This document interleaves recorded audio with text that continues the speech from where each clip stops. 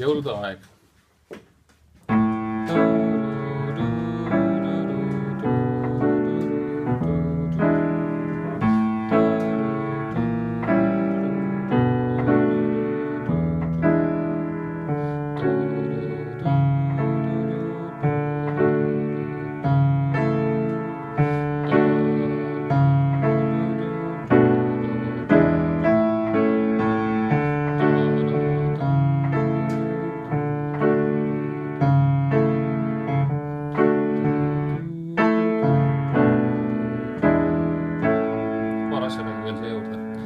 Ehk siis jällegi vaadake korda mängides, mis registris te mängite, et ärge väga madalalt, väga kõrgelt ära mängige.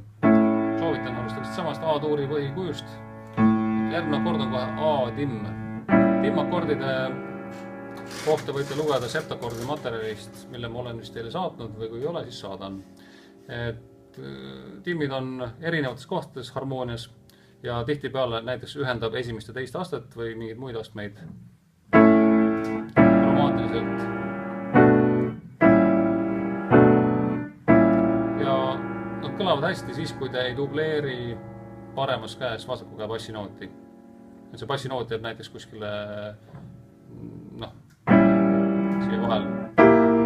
Sorry, mitte niimoodi. Selline variant ongi praegu kõige mõistlikum. B-moll 7, kas nii või naa, vältige lugupööret. Kõlab halvasti. Ja B osas A-tuur, siis bassiga paremas käes, ärge dubleerige, siis nooti.